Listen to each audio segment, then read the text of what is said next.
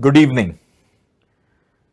Mr. Rajiv Podar, President of IMC, Mr. Juzer Khorakiwala, Vice President, Mr. Neeraj Bajaj, Chairman of the Ramakrishna Quality Awards Trust, Mr. Suresh Lulla, Co-Chairman of the Quality Awards and Technology Committee, ladies and gentlemen, I must first thank Neeraj Bajaj and Ms. Maya Desai for giving me this honor, not just for 1 year, but 2 years together, 2019 and 2020. And it is truly a matter of great pride for me to be here with you today. Congratulations first to all the award winners. And I take this occasion to reminisce about my own relationship with Ramakrishna ji. I was a very young person, but I had the privilege of going to Mount Unique and meeting him along with the Bajaj family quite often. And the man stood for something, and therefore this award of quality is appropriate for the name of the person, Ramakrishna ji, who I look up to and respect. So this is a truly unique opportunity, especially in the backdrop of 2020 and COVID and the way the world has changed. The definition of quality and excellence is getting redefined. And on this occasion, therefore, ladies and gentlemen, I would like to speak about our changing times and what it means for our future from the point of view of building world-class approach to the future of humanity. So friends, as we think about the future of humanity from the eyes of quality and excellence, I have 4 lenses to share with you today. The first and the most important lens is the lens of lives and livelihood. The world will have to focus on this core debate between protecting lives and livelihood and how we can get excellence and quality, not only to protect lives, but ensure that we create jobs and opportunities for people around the world. And it is here that the challenges are daunting. The virus, 1 year after it entering our lives, is still very much around. The vaccinations are progressing, but the virus seems to be very smart and constantly mutating. So how are we going to win this battle with this little thing called the virus? And it is a race between the capacity of human beings versus the innovation which the virus constantly seems to be getting into through a series of mutations. And every day I hear a new mutation, a UK mutation, a South African mutation, a Brazilian mutation, and now very recently a New York mutation as well. So this battle for the game of controlling the virus between human beings and the virus is one of the biggest challenges which we will face over the next 12 to 24 months. And I have no doubt that human beings will win this game. The second important point is the amount of destruction of livelihood which COVID-19 has done to the world. And unfortunately, the pain is much more towards the lower strata of society. And therefore, humanity has to innovate, to think differently, to create opportunity not just for a select few, but for the entire world. And I have no doubt the Ramakrishna ji sitting from up there must be looking forward to how each of us as human beings are able to answer the question of creating meaningful livelihood for people on planet Earth. That is one of the most important areas where we need to focus on and create truly outstanding models of social and business opportunities for people on the planet. The second big point which has changed the world in the post-COVID world is what I call as geography is history. What do I mean by this? What I mean by this is technology has transformed the way we will live in the future.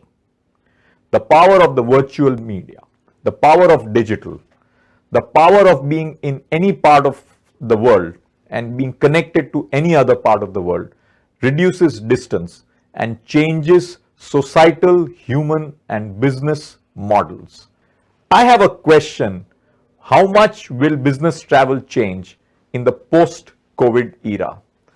How many of our meetings will happen virtual compared to the physical and the digital world which we were in prior to COVID, and how it has changed in the COVID era? And my sense is, if we were in the pre-COVID era, physical 80% and digital 20%, during the COVID period, it was physical 10% and digital 90%. I frankly believe we will come to a new normal which will be around 50-50. This will change things.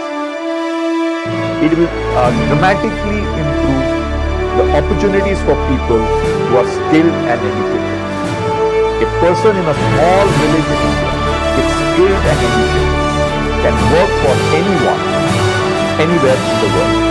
Engineer from India can get a job, for example, at a Google at a $200,000 salary, sitting from his or her village and serving customers. The big opportunity for India through this pandemic, where geography is history, is India can not only be the factory of the world, but even more interestingly, India can be the office of the world, both the front and the back office. So we can serve the entire planet sitting in India. This is the power of geography in history. And I will therefore look at the business models of companies, how they are redefining it into the new future, creating new kinds of jobs, and making it possible for the world to look at the society and business opportunities from very different ways. However, friends, it will change the way we deal with the physical world. What does it do to retail shops? What does it do to air travel? What does it do to business hospitality? These are the questions for which answers will evolve over a period of time. And instead of a shopper going to the shop, will in some form the shop come to home. That is the important change. It also brings about another major change, that is the importance of the home in the life of an individual compared to the office. And these are the interesting dynamic trends which will determine our future. Friends, the third important lens for me is doing good and doing well. Three areas: healthcare, sustainability, education. These priorities will be at the front end of our future. We will have to invest a lot more in healthcare. India will have to move for a healthcare investment from 1.3% of GDP to something like 3% of GDP in the next 3 to 5 years. A US and a Germany spend double digits in healthcare as a percentage of their GDP. And despite that, of course, they had challenges in the COVID period, despite such a huge spending. Because India can make better use of its money and build a world-class healthcare infrastructure and capability, especially in a digital world. The second important area, friends, is climate change and environment. I believe all of us owe it to the future generation, because we have disproportionately borrowed from that generation. We have to ensure that we now move to a world where climate change, impact, and environment has to be at the core of our quality relationship. It is pretty disappointing to see that India stands the highest in the top 10 most polluted cities in the world. How do we change some of this narrative so that we, in our quest for quality, improve the very environment which we live in. It is no good for us or other countries of the world, and therefore we have a right to do the same and more. And this will again have significant impact on how we do business. ESG is the quality parameter for every business on planet Earth as we go forward. Capital will be available only to those activities which are at cutting edge of quality on environment, society and governance. And it is here, therefore, I would encourage all of us in business, industry to redefine our priorities into beyond profit and look at the importance of doing good, which will do well. And rather than saying the business of business is business, the business of business is to do good and through that do well. In that context, I also think education is at the core of Indian future. We need to educate the underprivileged kids and really give them a hope and a chance to live and prosper in a new post-COVID world. And I would encourage each of us to go out there and improve the quality of education, quality of skills, so that our younger generation, and India has one of the youngest set of people in the world, we are able to redefine their future in the years and decades to come. And that brings me to the last and a very important lens, a lens which the Prime Minister of India has spoken about, Atmanirbharta. What is Atmanirbharta? For me, Atmanirbharta is when I see my 82-year-old mother saying, I want to be able to do all my financial transactions on my mobile on my own. My mother saying, I don't want to be dependent on anybody in the post-COVID era. This for me is the true sense and spirit of Atmanirbharta at the most important micro individual level. And then when we translate this, it also means an important change in how most of us think. We are, of course, in an interdependent world, but the more we are independent on our own, we are stronger to support the broader world and actually improve interdependence. And it is here that I would strongly recommend that Atmanirbharta should be at the heart of our quest for quality and excellence, both at individual level, at the business level, and of course at society and country level. And for me, Atmanirbharta does not mean protectionism.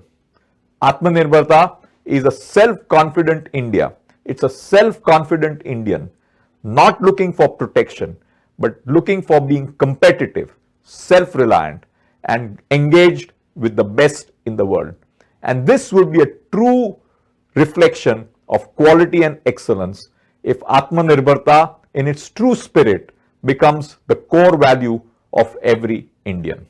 So with that, ladies and gentlemen, I'm once again thankful to all the organizers, IMC, for whom I have a special affection, and of course Neeraj Bajaj and his family on this unique occasion in the post-pandemic world which we are going into. I must again caution to say that the pandemic is still not over and we have more work to do ahead to win this game against the virus.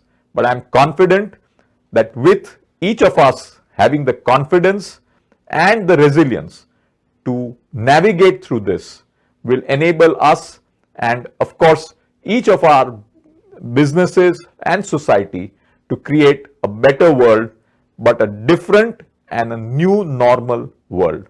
Thank you, ladies and gentlemen.